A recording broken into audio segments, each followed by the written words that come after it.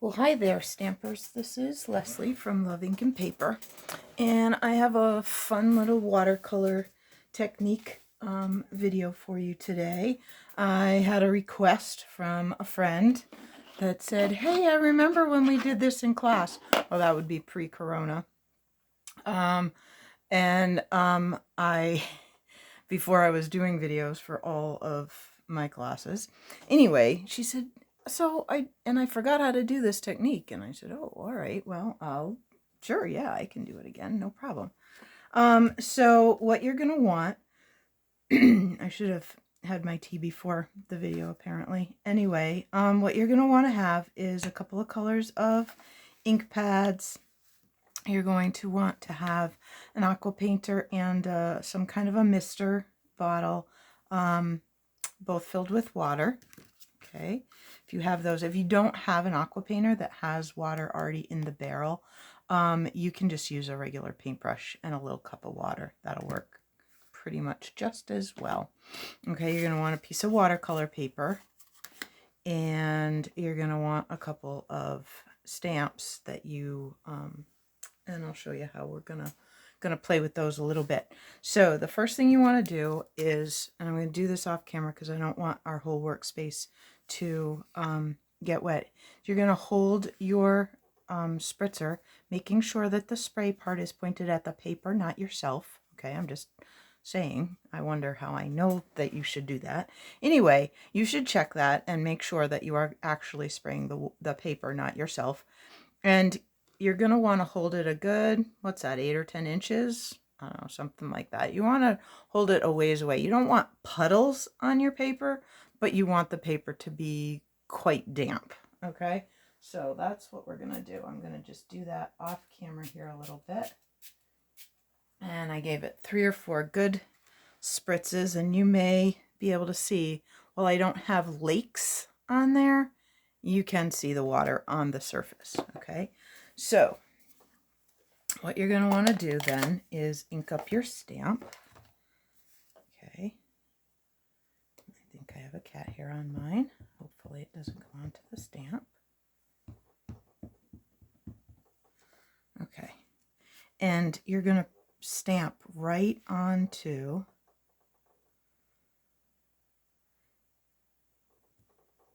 and you can see that already started to kind of go. Now where it's not quite as wet, it is not bleeding quite as much. Okay, so it gives it kind of a fun look. Now what you're going to find out from this technique is note, you can do 3 right in a row and every single one will be different, and that is okay. All right, so I'm going to go with another flower up here. Okay, now you can stamp off if you want. So let me try that one down here. I stamped this one off first, and now I'm going back here. So first of all, you're going to notice that it's starting to dry. Now, if you are not happy about that, you can take, that's why we have an aqua painter, you can take your aqua painter and go in and give it a little bit more. You can kind of encourage it to spread a little bit more, okay? Now, once it really dries, what you can do is go in and stamp on top, and then you're going to get, which will be kind of cool. So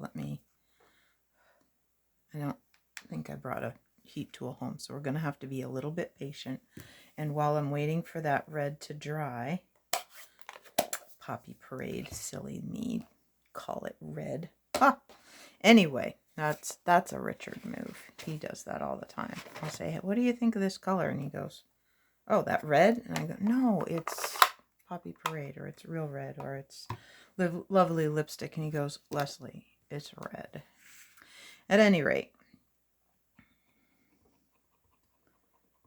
the paper is starting to dry. So what I'm going to do is, where I'm going to do my leaves, do one up there, probably do one over here, You one over there. Okay, so I just got the paper a little more wet in those spots where I want to put a leaf in there. Okay, so we're just going to put a leaf over here. Okay, and I wet the paper pretty good here. So we'll put one there. And I thought I got this corner pretty wet, so this should, yep. And we'll do one up here. Okay. So you get kind of a nice mix of images. Some are really watery and some are a little more firm, a little more detailed.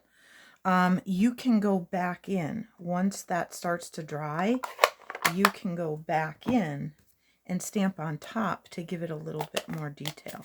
So down here in this corner, I think what I'm going to try and do, and now it's going to be a little tricky because I did not happen to use a photopolymer stamp set. So this could get, might end up getting my head. I'm not really sure. Gonna just try and see, and if it's not perfect, it's gonna be okay. We're just gonna do this, and hopefully I got most of it. Oh, not bad.